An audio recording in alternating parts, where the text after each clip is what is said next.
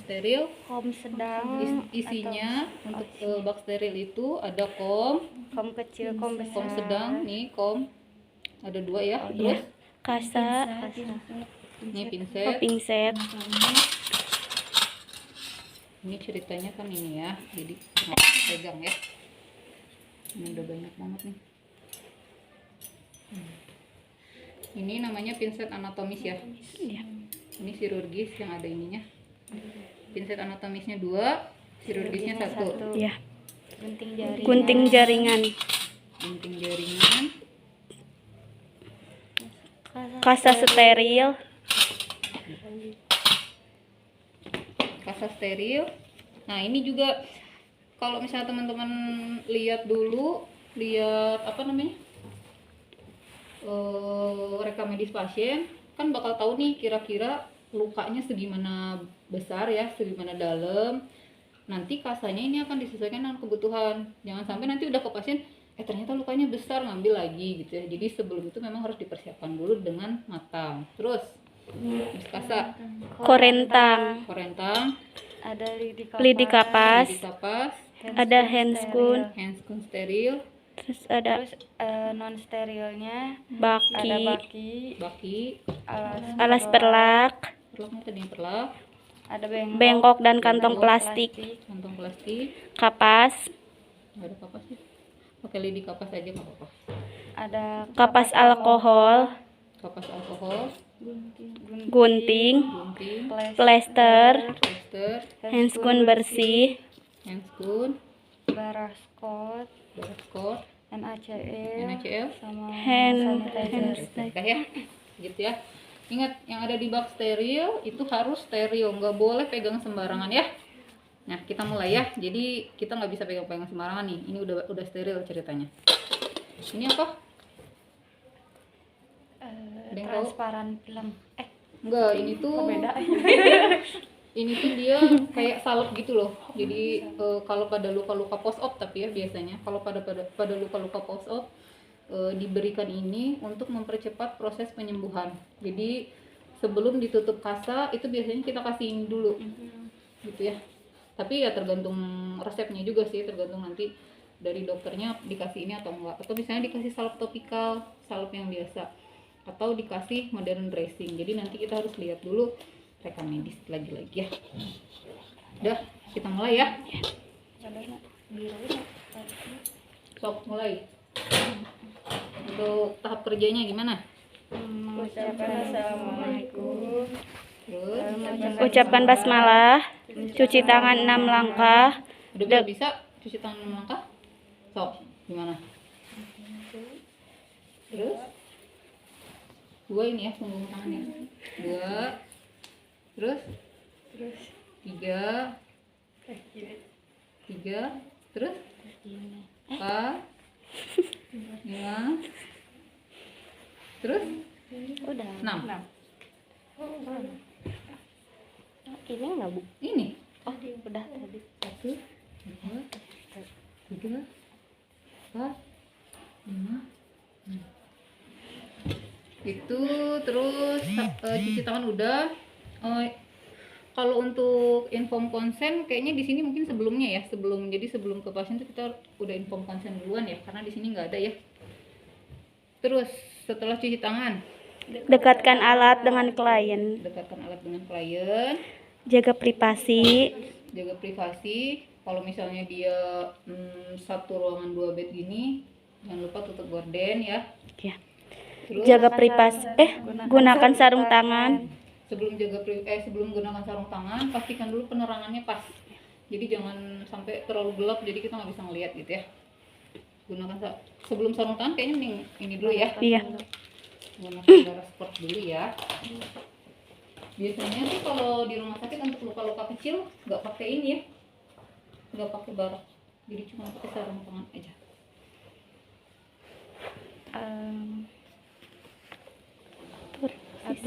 Atur. Sarung tangan dulu ya. Sebelum ke pasien kita harus memastikan diri kita aman. Jadi pakai barak, pakai sarung tangan, dan masker kalau sekarang ya.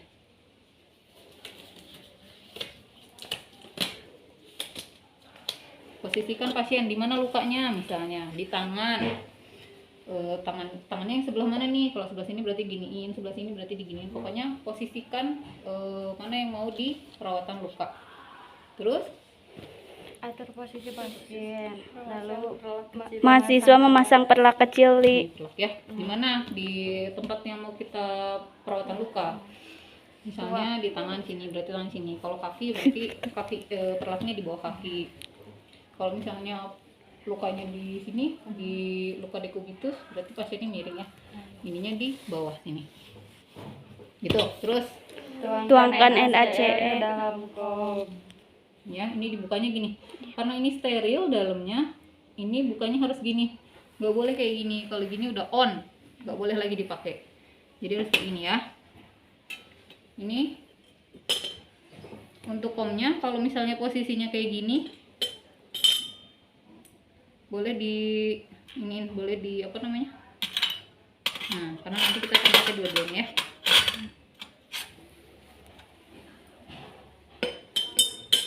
Tuangkan NaCl. Ini ke mana yang mau dipakai buat ngebasahin kasa. Yang ini ya.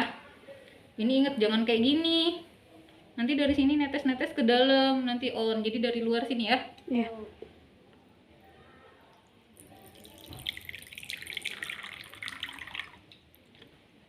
Dah, tuang NaCl. Lep. Kalau misalnya dia ada proses ada dari dokternya pakai ini betadin, itu boleh dituangkan betadin di sini. Betadin ini dia fungsinya bukan untuk penyembuhan luka ya, tapi untuk membersihkan luka, menyeterilkan. Terus Ambil kapas lidi di paket steril menggunakan kolentang dan basahi lidi kapas dengan NaCl.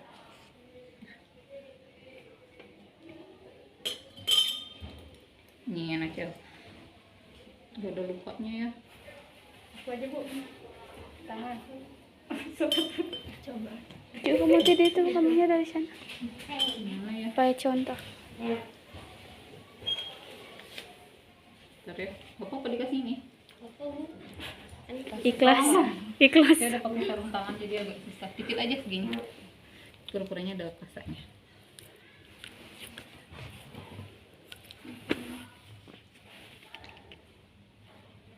Lurus dong. 2. Satu lagi sini.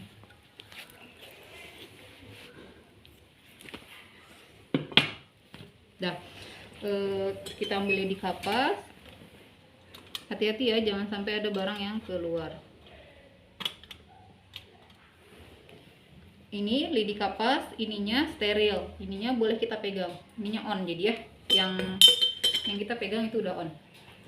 Dibasahin. Ini untuk ngebuka plesternya ya. Iya. Jadi kita buka plesternya, dibasahin pelan-pelan. Supaya apa sih dibasahin kayak gini? Supaya nggak sakit pasti bukan. Supaya nggak sakit ya. Ini gini ya. Kayak gini. Ini dibuang mana? Bengkok.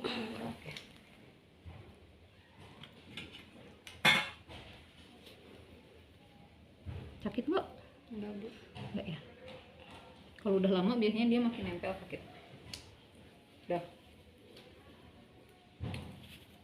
Ini kalau ada kasanya, cabut kasanya, simpan.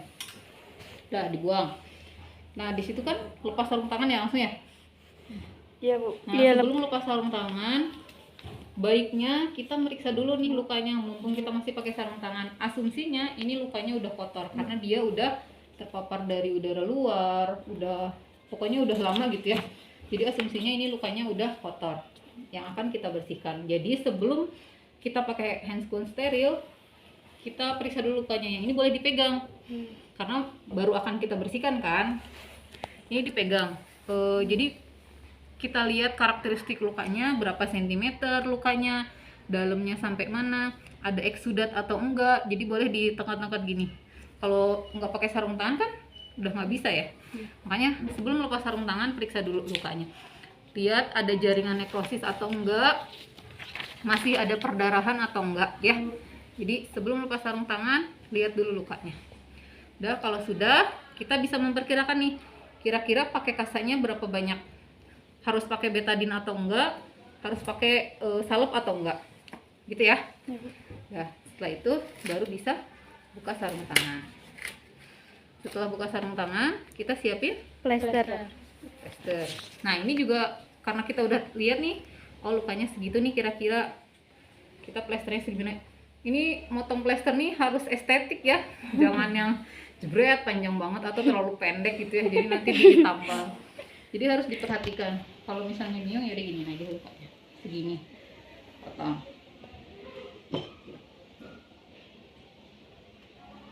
Kalau ini sebetulnya karena ini kan nantinya kenanya ke kasa sama ke kulit ya, jadi dia nggak usah steril nggak apa-apa, boleh ditaruh di sini. Atau kalau misalnya pakai troli, kan suka pakai troli ya biasanya, boleh di trolinya. Pegel nggak? Nggak ya.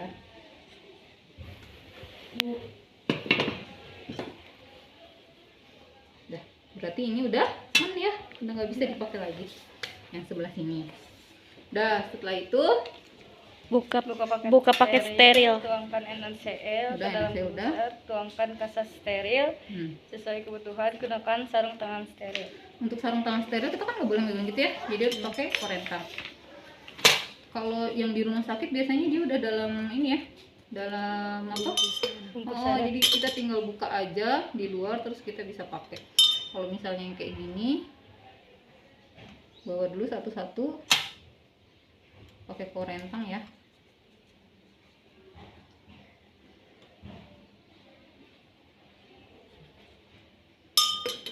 Ininya steril, jadi kita nggak boleh megang dalamnya, nggak boleh megang luarnya, pegang dalamnya ya. Hati-hati nih, jangan sampai ke sini. Ini harus di udara gini ya. Satu lagi. Kalau pegel boleh berdiri dulu. Dah, steril, udah nggak boleh megang apa-apa lagi di luar bak steril. Setelah ini kita akan siapkan kasa ya. Nih, kasa sesuai kebutuhan ya. Tadi lukanya kecil atau gede, banyak pusnya enggak. Kalau misalnya banyak berarti butuh banyak kasa buat nyuci ya. Tapi kalau enggak, jadi kita anggap itu luka operasi yang kecil ya. Cukup 3 aja. Sisanya boleh disimpan lagi. Terus kita basahin dulu kasanya nih. Boleh pakai pinset, boleh juga enggak. Kalau misalnya teman-teman kagok, boleh pakai tangan aja. Ini kalau pakai pinset ya, kita celupin dulu kan semuanya nih, basahin, terus diperes karena ini terlalu basah nanti kalau nggak diperes. Caranya ini pegang sama ini, ujungnya sama ini, diperes ya. Ya, kalau udah simpen di kom satunya lagi, kayak gitu. Kalau pakai tangan juga boleh karena ini masih steril ya, tapi kalau di situ kan harus pakai pinset ya.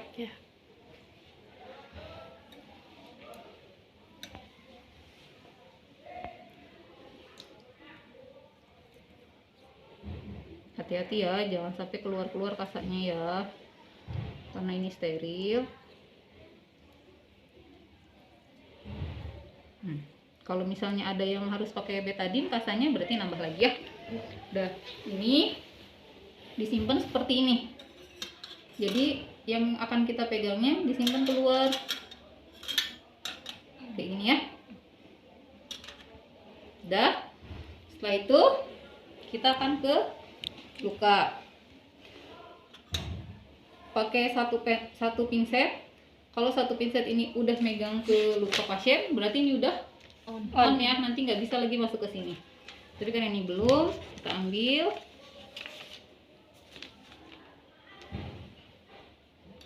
Bersihin lukanya dari mana? Dari mana ke mana? Dari dalam keluar. Kenapa dari dalam keluar?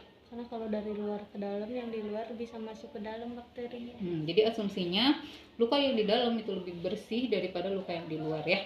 Jadi kita ngebersihinnya dari dalam keluar. Memutar boleh. Kalau misalnya luka sayatan operasi kan kayak gitu, kayak gini boleh. Kalau misalnya lukanya bulat gini, kayak gini ya, kayak gini, buang. Terus untuk ngambil ininya lagi pakai pinset yang satunya lagi.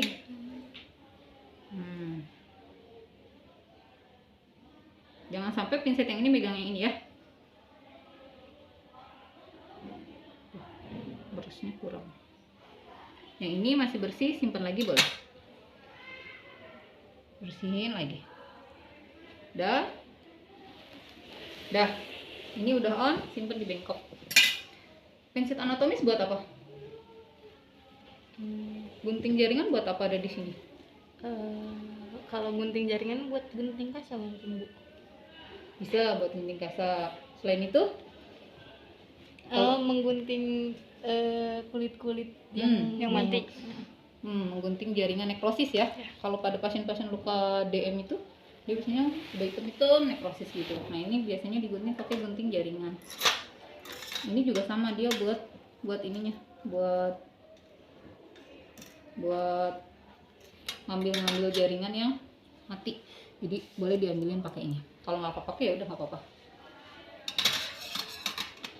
Udah, setelah itu kalau misalnya dia harus pakai salep, boleh pakai salep ya.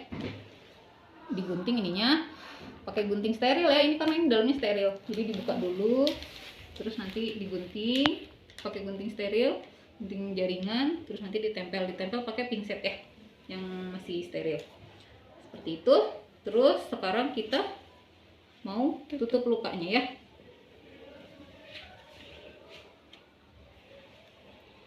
Nah ini juga nanti lukanya, proses penyembuhan lukanya udah sampai mana sih? Teman-teman tahu kan ada proses penyembuhan luka ya, dari mulai proliferasi, terus apa lagi? Lupa lagi. Nanti lihat ya, proliferasi, ada granulasi. Nah nanti kalau misalnya ordernya itu harus lembab, wound care-nya harus lembab, maka dalamnya itu pakai kasa lembab dulu, baru kasa kering. Kalau misalnya enggak, dia udah mulai masuk fase granulasi tuh biasanya udah kering kan, nggak boleh lembab, jadi pakai kasa kering aja, tempel di sini ya. Wah jatuh.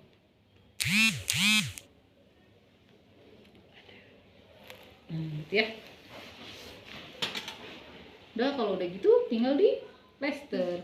Kalau ini kan udah ya, udah selesai prosesnya, jadi tangan kita udah boleh megang, ngerapihin.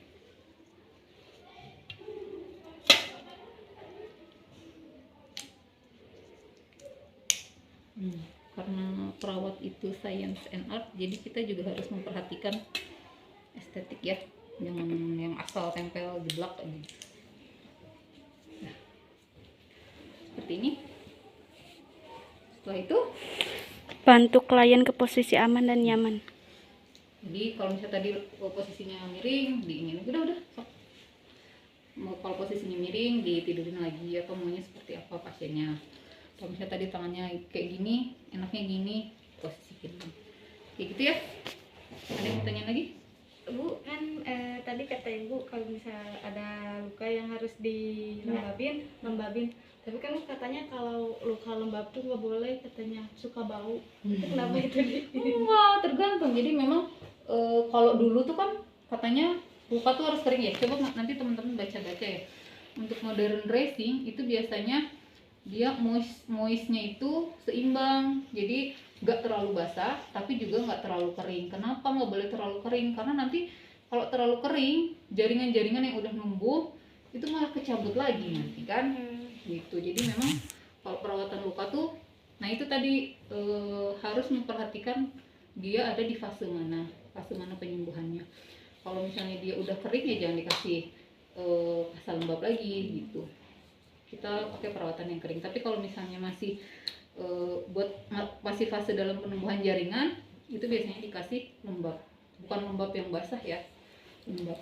Malah sekarang kan di modern dressing itu ada yang dikasih kopi, kunyit gitu, karena itu katanya membantu mempercepat proses penyembuhan. Cuman sih kalau sekarang modern dressing jarang yang pakai gitu-gitu ya, langsung aja yang pakai ini, langsung di seret. Dah, terus di rumah sakit juga kok sebenarnya sih sekarang jarang yang pakai ini ya, plester gini. Biasanya ada yang transparent dressing namanya, itu langsung dingin. Transparent dressing itu dia mencegah masuknya mikroorganisme ke celah-celah ini. Kalau ini kan masih celah ya. Kalau transparent dressing itu enggak, dia menutup keseluruhan kasa ini. Jadi dia akan mencegah masuknya mikroorganisme. Gitu. Ada yang tanya lagi nggak? Ibu, ini sama ini buat apa? Ini Safflon. Safflon ini buat ngebuka plester juga, bisa pakai alkohol, nggak apa-apa. Itu. Ada lagi yang mau tanya? Kalau nggak ada sekarang kita teman-teman ya. Iya, Bu. Ini dipakai lagi ya ininya ya? Pakai lagi nggak? Atau